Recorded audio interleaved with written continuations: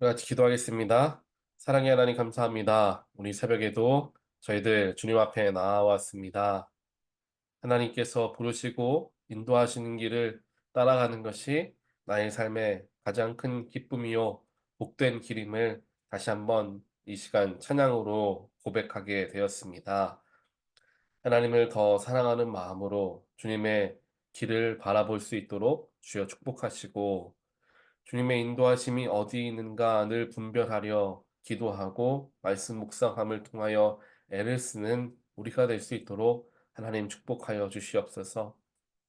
하나님을 따라 나아가는 길, 하나님께서 원하는 일들을 감당하는 삶이 우리의 삶이 되게 하시고, 그를 위하여서 하나님의 음성과 말씀을 듣고 또한 그것에 순종하고자 하는 결단의 믿음을 갖는 우리 모두가 될 수 있도록 하나님이여 역사하여 주시옵소서.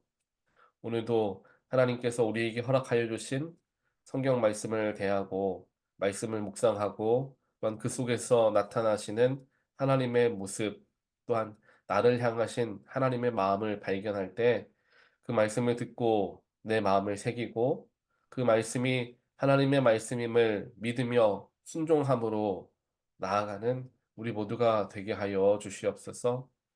이 시간 우리의 마음에 있는 모든 근심과 걱정들, 복잡한 생각들 다 내려놓게 하시고 주님의 귀하신 말씀으로 채우고 성령으로 채우고 예수로 채우는 귀한 시간 되게 하여 주시옵소서. 이 모든 말씀 예수 그리스도 이름으로 간절히 기도합니다. 아멘. 오늘 주신 하나님 말씀 우리 함께 보겠습니다. 오늘 하나님 말씀 열왕기 하 2장 말씀인데요. 6절부터 14절까지 말씀입니다.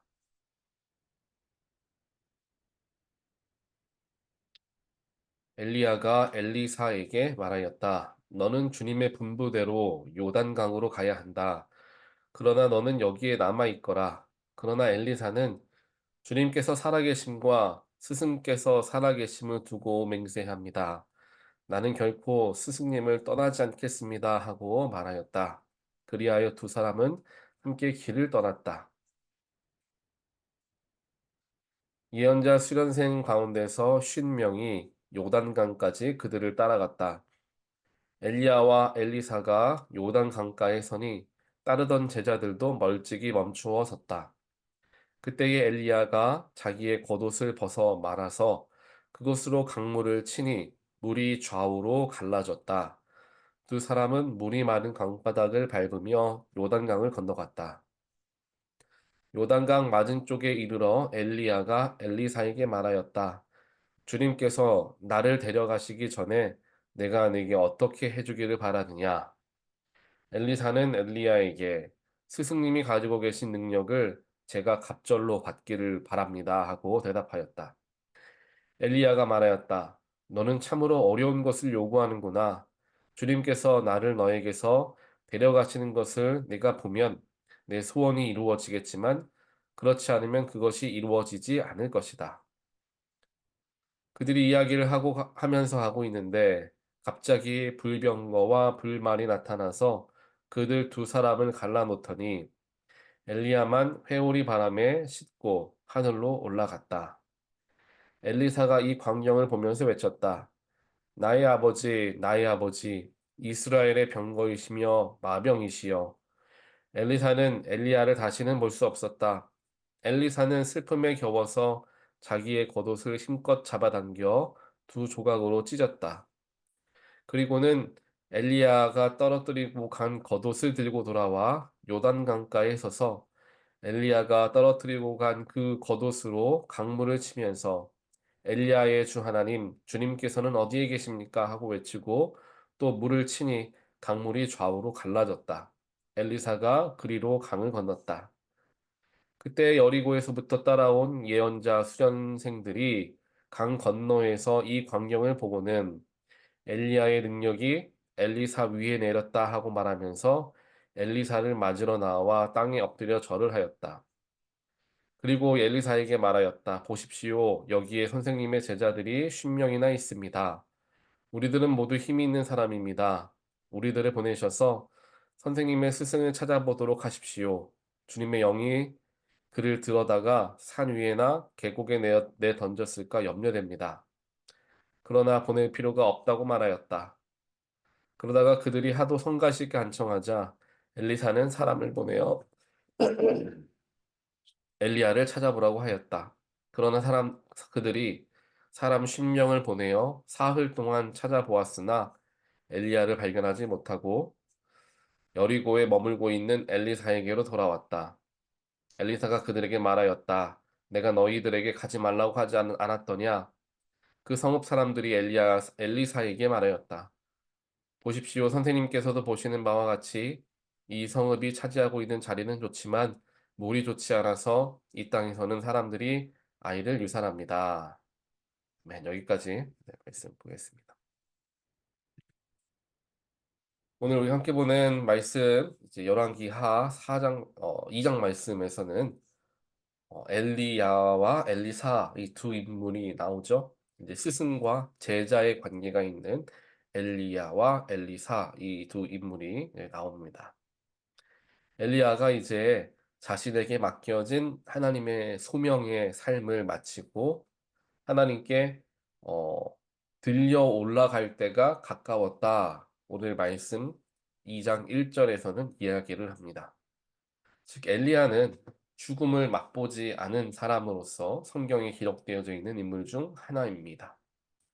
그렇게 엘리야가 회오리 바람에 실려서 하늘로 올라갈 것이라는 것을 엘리야가 알고 있었고요. 그의 제자였던 엘리사도 그것을 알고 있었습니다. 그리고 그날이 가까워 왔다라는 것을 둘 다 알고 있었죠. 그래서 엘리사라는 이제 제자죠. 엘리사가 엘리야를 더 가까이 하면서 그에게서 하나님의 능력을 전수받으려 갖은 애를 쓴 장면들을 우리는 보게 됩니다. 그래서 엘리야가 어디를 가든지 따라다녀요. 근데 엘리야가 모르겠어요. 엘리사를 제자로서 이렇게 여기지 않았는지 혹은 너무나 붙어 다니니까 조금 부담스러웠는지는 모르겠지만 엘리사를 떨어뜨려 놓으려고 합니다. 나는 베델로 가야 되니까 너는 여기 있어라. 나는 지금 요단강으로 가야 되니까 너는 여기 있어라. 뭐 이런 식으로 계속 얘기하는데 계속 그래도 나는 선생님을 따라가겠습니다. 스승님을 결코 떠나지 않겠습니다. 라고 이야기하며 계속해서 엘리야를 이제 따라가게 됩니다. 그렇게 계속 끈질기게 엘리야를 따라다니면서 그와 함께 하려고 하니까 오늘 시작하는 말씀들을 보니까 엘리야가 이제 하늘로 올라가게 되기 전에 마지막으로 엘리사에게 이야기를 하죠. 그렇다면 네가 나에게 바라는 게 무엇이냐? 이제 내가 하늘에 올라갈 텐데 그 전에 내가 너에게 무엇을 해주길 원하느냐? 라는 이야기를 하자 엘리사가 이야기하죠. 스승님이 가진 그 능력을 제가 두 배나 더 받기를 바랍니다. 라고 이야기를 해요. 그러자 엘리야가 참 어처구니가 없었던 것 같아요. 그래서 너는 참 어려운 것을 요구하는구나. 라고 이야기를 합니다. 그러면서도 자기는 생각은 그렇지만 만약에 하나님이 원하신다면 그렇게 되지 않겠느냐라는 생각으로 이야기를 하죠. 네가 만약에 하늘로 내가 올라가는 것을 보게 되면 네가 네 뜻이 소원이 이루어질 것이다라고 이야기를 합니다. 그런데 그 엘리야가 이야기했던 것과 같이 엘리야가 회오리 바람에 하늘로 승천하는 모습을 엘리사가 바로 옆에서 이제 목격을 하게 됩니다. 결국 엘리사의 소원이 이루어지게 되죠. 그래서 엘리사가 그 다음에 스승인 엘리야가 하늘로 올라간 이후부터는 그 엘리야가 했던 수많은 기적과 이적보다 훨씬 더 많은 기적들을 일으키며 이제 하나님께 쓰임 받는 선지자로 이제 우뚝 서게 되는 그런 말씀의 내용들이 쭉 이제 기록이 됩니다. 이 엘리사라는 인물이 굉장히 재미있는 인물이기도 합니다. 엘리야 선지자는 조금 그 모습이 베일에 쌓여 있었던 인물이었어요. 그래서 물론 하나님의 뜻이 있는 곳에 가서 하나님의 일들을 하는 선지자였긴 했지만 꼭 필요할 때에만 나타나서 이제 하나님의 말씀을 전하는 일들을 감당했던 인물이었습니다. 그런데 엘리사는 나라 전체에 굉장히 큰 관심이 많았던 인물이에요. 그래서 엘리사가 북이스라엘 출신이지 않습니까? 이스라엘이라는 나라가 하나님의 나라라는 것을 엘리사는 분명하게 믿고 있었기 때문에 이 북이스라엘이 잘 되기를 굉장히 바랬던 것 같아요. 그래서 엘리사의 사역을 살펴보면은 나라를 위한 사역들이 굉장히 많습니다. 대부분의 선지자들은 나라에 국한되지 않고 하나님께서 말씀하시는 것을 가지고 그냥 하나님의 뜻을 선포하며 나아가던 인물들이었잖아요. 그래서 뭐 나라의 왕에게도 질타를 하고 뭐 나라가 우리나라가 이제 멸망하게 될 것이다라고 이야기를 하는 등 하나님께서 원하시는 말씀만을 나라랑 상관없이 본인의 뭐 국적과 상관없이 이야기했던 인물들이 바로 선지자였습니다. 그런데 엘리사는 그것과는 조금 다르게 이스라엘이라는 나라가 강건해지고 다시금 영을 하나님을 향한 사랑과 순종함을 회복하기를 바라는 어찌 보면 뭐 약간 구국을 위해 노력하는 인물로서 그의 삶이 이제 그려지게 됩니다. 그래서 이 엘리사는 수많은 이제 나라의 일들에 관여를 하게 돼요. 전쟁에 나아갈 때 그 전쟁에 직접 참여하기도 하고요. 그래서 하나님의 뜻을 전하기도 하고 비록 북이스라엘이 하나님께 범죄하긴 했지만 그들을 하나님의 이름으로 축복하기도 하고 나라를 위한 일들을 많이 하게 됩니다. 그런데 어느 순간 이후부터는 그것을 이제 넘어서는 일들을 하죠. 이전까지는 엘리 하나님은 이스라엘의 하나님, 우리 민족의 하나님으로서 이제 그가 선지자의 역할들을 감당했는데 그것을 넘어서는 일들을 하게 되는 일들이 이제 그 뒤에 생기게 됩니다. 그게 뭐냐면은 이제 나아만 장군, 적국의 군대 장관이었던 나아만 장군의 나병을 치유해 주는 일을 통하여서 그가 이제 이스라엘이라는 나라에 국한되지 않고 그 주변 국가에게까지 하나님을 전하는 역할을 감당하게 되는 거예요. 그래서 나아만을 통하여서 그가 나아만이 치유를 받게 되고 엘리사를 통하여 치유받게 되고 나아만이 그 하나님의 존재에 대해서 깨닫고 하나님의 위대하심을 찬양하며 자기의 나라로 돌아간 일들을 우리는 지금도 기억을 합니다. 그만큼 엘리사라는 인물은 굉장히 흥미로운 인물이고 또한 그 북이스라엘 이제 아합 왕조가 끝나는 그 무렵에 굉장히 나라에 많은 어 영향력을 끼쳤던 인물로 그려지는 것을 보게 됩니다. 그것도 많이 달라요. 다른 선지자들은 그냥 베일에 가려져서 가끔씩 나타나서 말씀을 전하고 다시 사라지고 이런 일들을 반복하는데 엘리사는 아주 그냥 앞전에 나서서 나라를 위해 힘쓰고 뭐 뒤에 들어왔다 나왔다 하는 게 아니라 계속해서 등장하면서 이 북이스라엘 이 자신의 그 시대에 굉장히 큰 영향력을 행사하는 인물로서 이제 나타나고 있다라는 것입니다. 그는 비록 엘리야를 만나기 전까지는 그냥 한 일개 농부에 불과하였습니다. 하지만 엘리야 스승님을 만나고 나서 엘리야에게 역사하시는 하나님의 능력을 자신도 받고자 하는 그렇게 쓰임 받고자 하는 열망이 그 속에 들어가게 되었고 엘리야를 쫓아가게 되죠. 그래서 이 엘리사의 전체적인 삶의 모습과 또 오늘 우리가 함께 살펴보게 된 이 본문 말씀을 비추어 보았을 때 엘리사는 굉장히 뭐라고 할까요? 열정이 넘쳤던 인물이었다. 마치 베드로와 같은 인물이었다라는 것을 우리가 알 수가 있습니다. 스승님에게, 즉 엘리야 스승님에게 있는 그 능력을 받기 위해서 갑절로 받기 위해서 엘리야를 그냥 지겹도록 쫓아다녔던 그 인물. 어떻게 해서든지 내가 하나님께서 허락하신 그 축복을 엘리야가 이제 떠나가게 될 때 내가 전수받아서 엘리야 선지자보다 더 크게 하나님께 쓰임 받아야 되겠다 하는 그 열정과 간절함이 가득했던 인물 엘리사를 우리는 보게 되죠. 마치 야곱이 야복 강가에서 천사와 씨름하며 "하나님께서 나에게 축복해 주시지 않으면 내가 절대로 놓지 않겠습니다." 힘을 다하여 씨름을 하였던 그 야곱의 그 간절함과 열정을 이 엘리사의 모습에서 또 발견하게 되죠. 그리고 사실 엘리사와 엘리야가 겹치는 모습의 사역들을 또 기적들을 많이 일으킵니다. 우리가 내일 보는 말씀에서도 이제 살펴보겠지만 이제 여러 가지 엘리야가 했던 비슷한 일들을 엘리사가 하게 되죠. 그러면서 엘리야의 어 후계자로서 여겨지며 나라를 하나님 안에서 이끌어갈 수 있도록 어 그런 사역을 감당하는 엘리사의 삶을 우리가 직접 이제 보게 되는 것입니다. 이 엘리사의 모습을 우리가 함께 살펴보면서 우리 안에도 이와 같은 하나님을 향한 열정을 회복해야 한다라는 마음을 많이 갖게 묵상하게 됩니다. '나는 정말 하나님을 향한 이런 엘리사와 같은 마음이 있는가? 하나님께 쓰임 받고자 내가 하나님께 간절하게 붙들려서 하나님께 기도하고 또한 하나님께 나아가서 '하나님의 능력이 나에게 임하기를 원합니다.' 라는 마음으로 나아가는 그런 간절한 열정들이 나에게 있는가?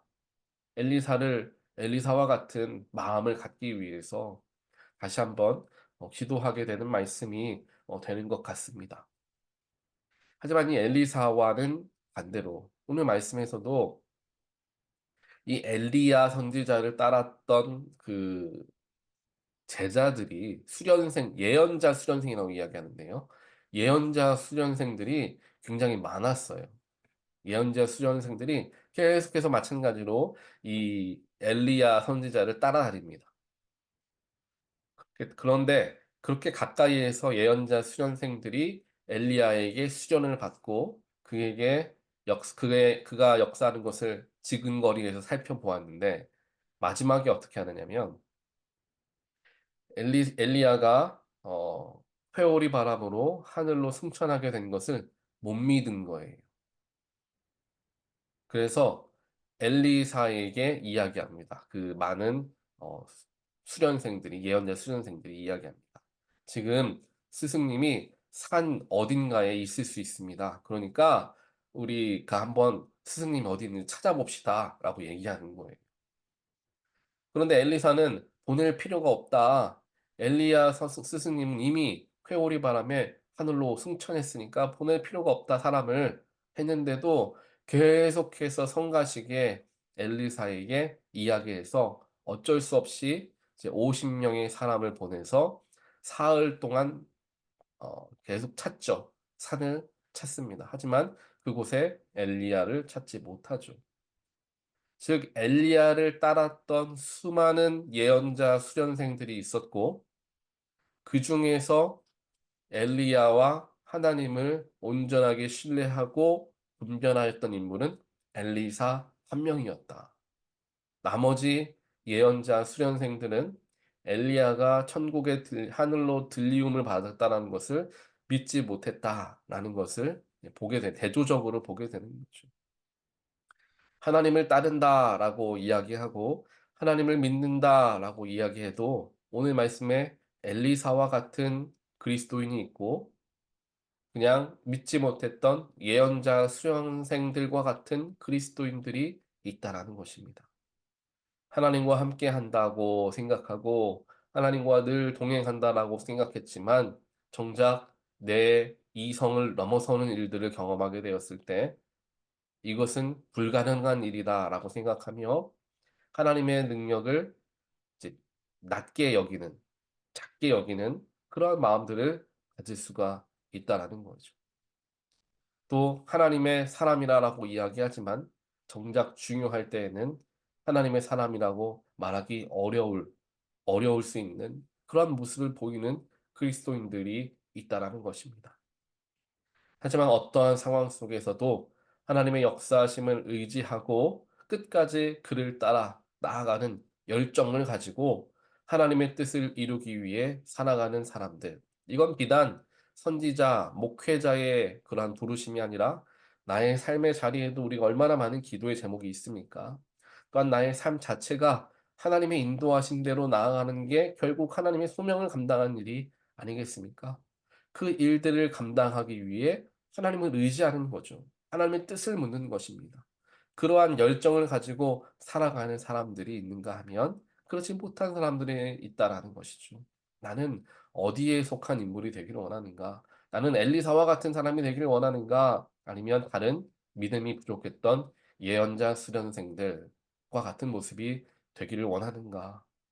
우리 스스로가 이 두 부류의 사람을 보면서 우리의 삶을 비추어 보아야 할 것입니다. 사랑하는 성도 여러분, 오늘 엘리사의 모습을 통하여서 나의 마음에 있었던 안이한 마음들, 예수를 믿는 것, 하나님을 믿는 것, 그리스도인으로서 살아가는 것, 그렇게 진지하지 못하고, 그렇게 애쓰지 못하며 쉽게 생각하고 편안하게 하려고 하였던 우리들의 그런 연약한 마음들을 다시 한번 저 먼저 이 말씀을 통하여 생각하고 묵상해 보게 됩니다.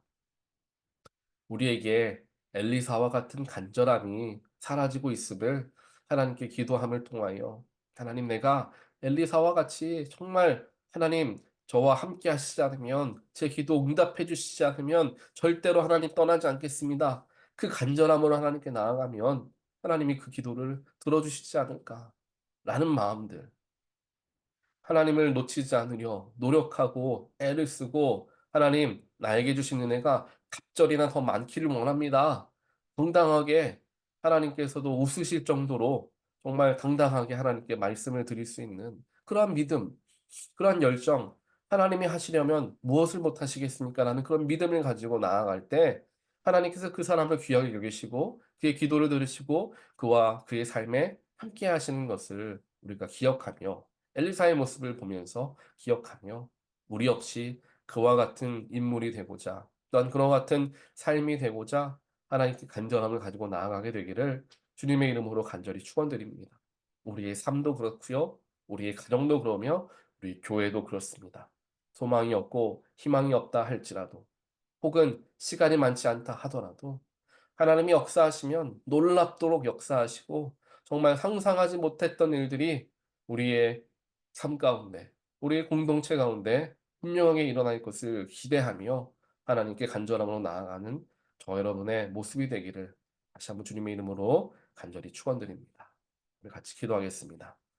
사랑의 하나님 감사합니다. 오늘 수많은 끝없는 열정을 가졌던 인물 엘리사의 모습을 바라보며 우리의 연약함을 비추어 보게 됩니다. 그와 같은 열정과 그와 같은 간절함이 우리에게 부족하였음을 되돌아보며 하나님 우리의 연약함을 주님 앞에 회개합니다. 하나님 우리 역시 엘리사와 같은 뜨거운 열정과 주님을 향한 마음 또한 주님께서는 무엇이든지 하실 수 있는 분이다라는 굳건한 믿음을 가지고 삶을 대하고 또한 하나님을 바라보며 기도하는 우리가 되게 하여 주시옵소서. 그래서 나의 주어진 삶에 만족하기보다는 나의 삶에 주어진 축복과 은혜가 하나님 두 배가 되어서 더 많은 사람들에게 하나님의 말씀을 전하고 하나님의 살아계심을 전하는 놀라운 하나님의 사람 되길 원합니다. 라는 소망과 비전과 꿈을 가지고 기도하는 우리 모두가 되게 하여 주시옵소서. 하나님, 우리 각각의 가정이 그런 가정이 되길 원합니다. 우리 온타리오 교회가 바로 그런 교회가 되기를 간절히 소원합니다. 그러한 소망함을 가지고 주님이 역사하실 것을 의지하고 기도하며 하나님 앞에 나아갈 때 하나님께서 놀라우신 능력으로 함께 하시어서 우리 가정이 또한 나의 삶이 또 우리 교회 공동체가 하나님께 귀하게 쓰임 받는 놀랍도록 성장하고 또한 풍요롭게 평안이 넘치는 그런 공동체가 되어질 것을 믿으며 기도하오니 주님께서 우리들의 기도를 들으시고 응답하여 주시옵소서. 이 모든 말씀 예수 그리스도 이름으로 간절히 기도합니다. 아멘.